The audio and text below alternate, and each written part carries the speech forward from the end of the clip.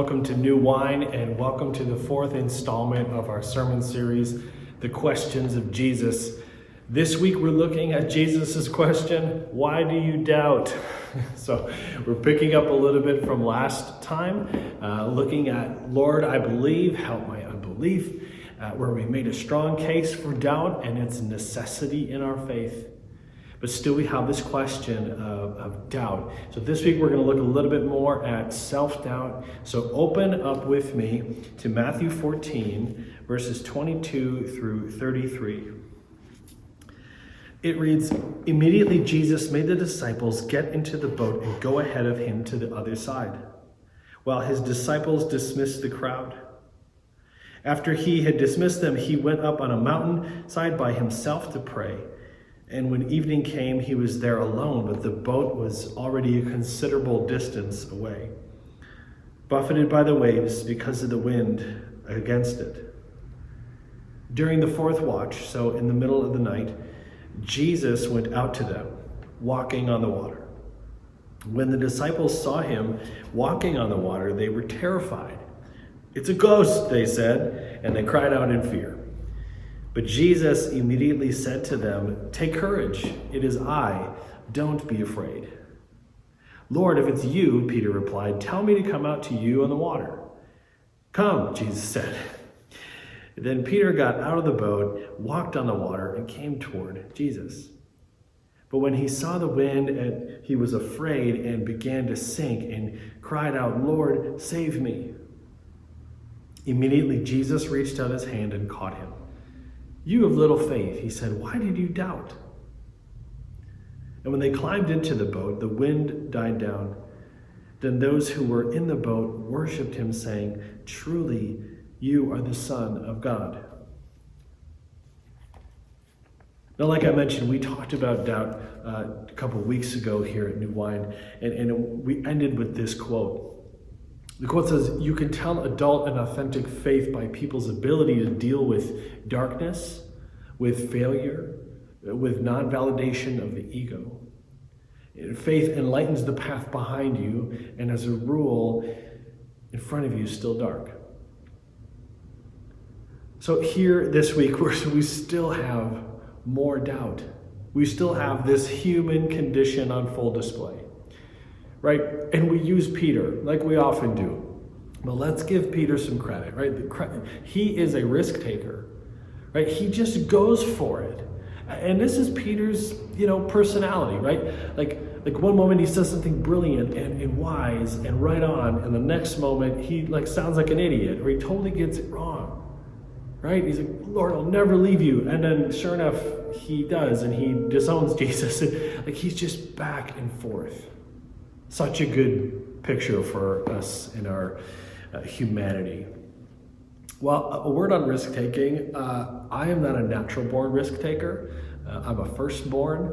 I was an only child for 7 years, and I'm the oldest of my two brothers, three of my two younger brothers, and I just was never really into risk-taking, right? I was into rule following. I was into let's get it right, let's do the thing, let's make sure it's secure. And my growing up, I have a cousin who's 9 months younger than me. His name's Kyle, and he just natural born risk taker, natural born, yeah, whatever, let's do it, who cares, ready, shoot, aim, he could go for it. And I was always like, oh, I don't know. So growing up, he was really good at pulling it out of me, the good side of peer pressure, I guess. But so just so you know that is not where I come from. But being a Jesus follower has actually turned me into more of a risk taker than I would have ever thought.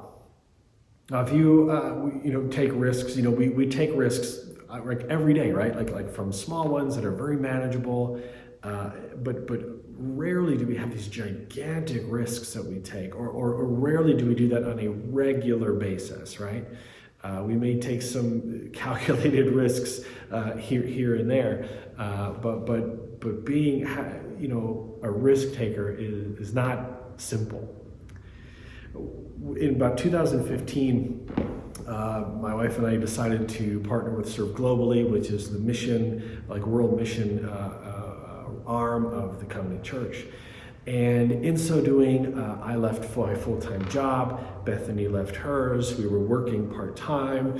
We had sold our house. We moved into a 2-bedroom apartment with our 3 kids, and it was cozy and it was hilarious. But we simplified, right? We sold like 90% of our stuff, and what we didn't sell, we put in storage, which ended up getting stolen, which is cool. And in this, like in 2 years, we raised support. It took so long, but the whole time we were like, oh, this is God's will. Like this is what we're doing, what we're supposed to be doing. Like we felt in sync. We felt in sync with each other as a family. We felt in sync with God, and then we moved to Sweden. And Bethany was working with, women and refugees from Syria, and I was working in the church and helping with the school. And our kids went into schools, and they took Swedish, they just dove right in, and they absorbed the language. And Bethany and I went to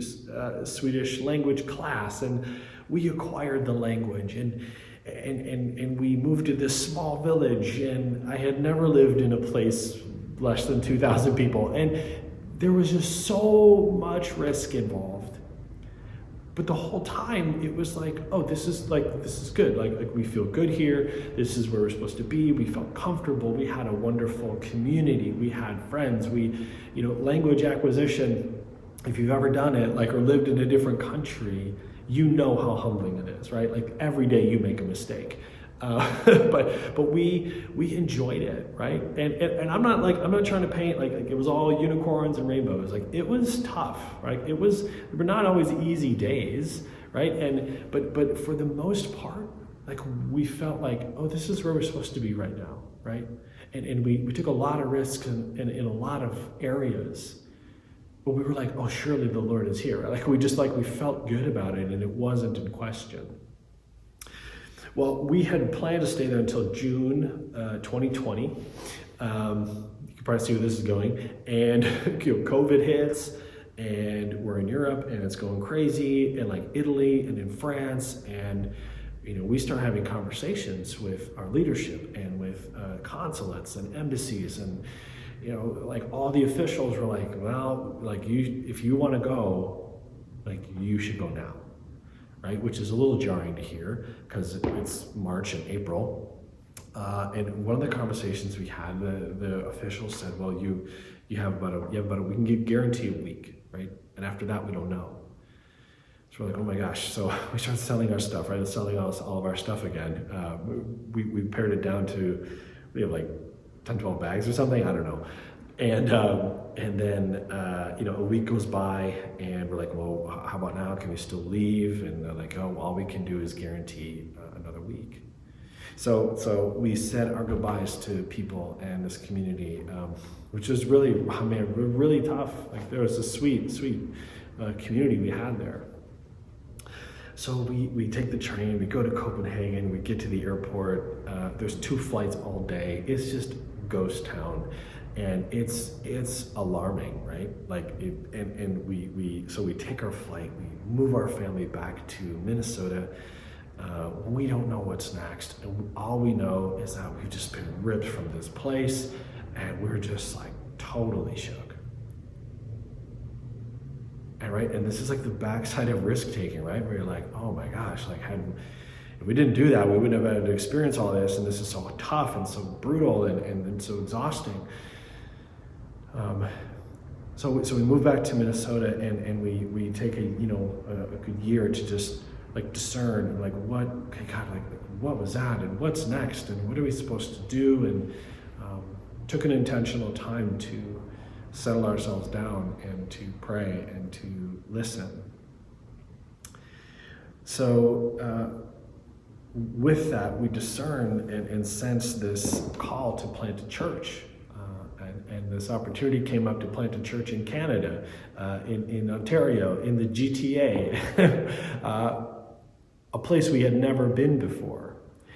And so we're doing all this work and discernment, and it's like, yes, this is the right time and the right place, and this is what we're going to do. And we felt so sure, and we came here in July 2021, and COVID's still doing its thing, and we knew we were going to plant a church, but we didn't know where we were going to live. So bold or crazy, like, you can judge me on that. It's all good. But we didn't know where we were going to live. So, after 2 weeks quarantine, we took 2 weeks to search, and we're like, yeah, man, we don't know where we're going to live. And we looked at 27 different places to live in a matter of a week and a half. And we landed here in Newmarket, and we're like, what's Newmarket? And but this is where, this is the first place that took us, right? Like, every place else we just couldn't get in. So here we be, right? And we just kept walking forward in faith.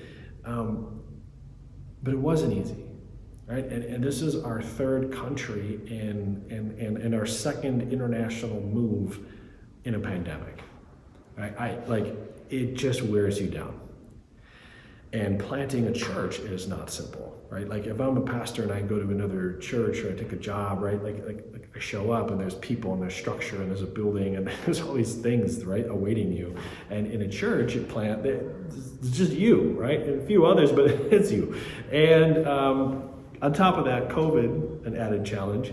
And on top of that, learning a new country and community. Thank God we didn't have to learn another language at that point. I think that would have broke me. But as all this is happening, and even as sure as we were that this is where we're supposed to be, right? There was so much self-doubt that crept in. And I don't typically struggle with self-doubt, right? And I'm not like an egomaniac, but like I'm pretty sure, okay, well, we'll find a way, we'll figure it out, we can do this, we can pivot, we can, whatever. But in this instance, when we moved here, and we kind of the dust settled for a sec, and we were like, what are we doing? And this is tough. This is way harder than I thought it would be.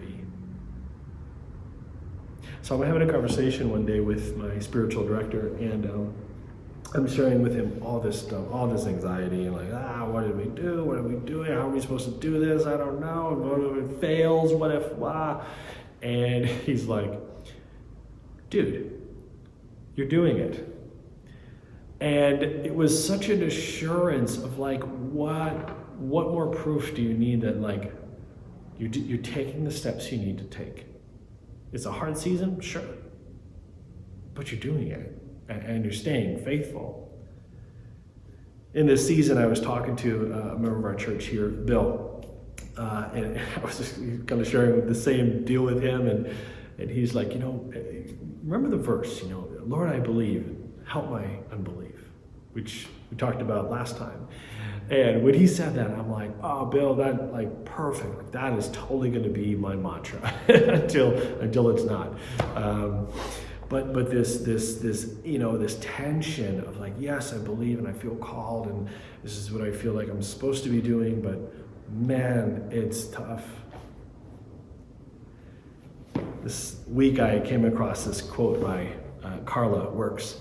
She says, in relation to Jesus on the water and the disciples in the boat, she says, if Jesus had not forced the disciples to embark on this uncertain journey, they would have missed the opportunity to see God revealed in their midst. But how true is that, right? We get put in these situations in life, and we have to call on God, right? And God shows up. Now, hearing that a few years ago, deep in my self-doubt, I would have scoffed at that. That's so cheesy, right? Don't tell me that. But let's return to our text today in this spirit of God showing up. I want us to turn to another time when Jesus worked a miracle while at sea with his disciples, which is his total MO. So let's look at Matthew 8. Verses 23 through 27. It says, then Jesus got in the boat and his disciples followed him. Without warning, a furious storm came up on the lake so that the waves swept over the boat. But Jesus was sleeping. And the disciples went and woke him, saying, Lord, save us, we are going to drown. He replied, you of little faith, why are you so afraid? And then he got up and rebuked the winds and the waves, and it was completely calm. And the men were amazed, and they asked, who is this? Even the winds and the waves obey him. Let's do some parallel work. First, looking at this in Matthew 8 and Matthew 14 accounts of Jesus and on the water and with the disciples in the boat. First, we have this situation, right? They're at sea. They're in a boat. They're on top of the water. And a note to be made here is that in Scripture, sea is often synonymous with chaos, right? Like this teeming life underneath, like the unknown, the deep, dark sea.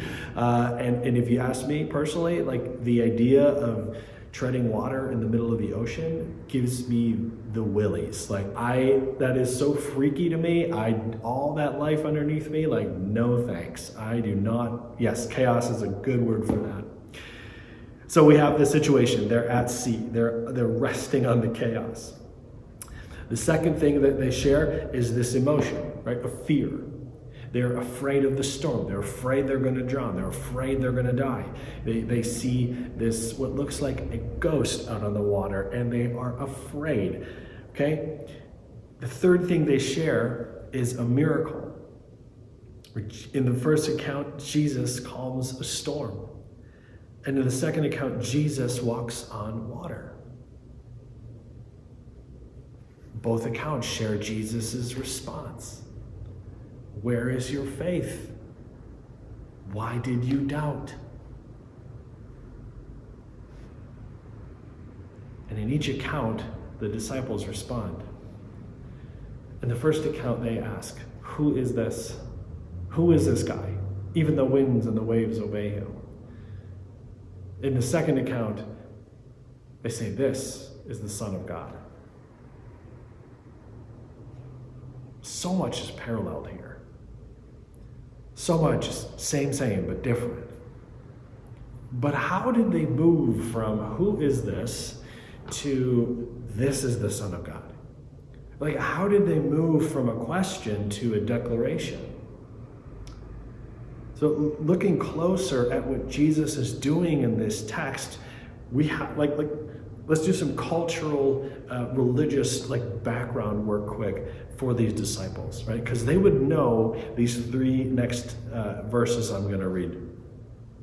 They would have known Genesis 1:2. It says, now the earth was formless and void, and darkness was over the surface of the deep, and the Spirit of God hovered over the water. In some translations, the Spirit of God hovers over the chaos. In Job 9:8, it says, God alone stretched out the heavens and trampled the waves of the sea.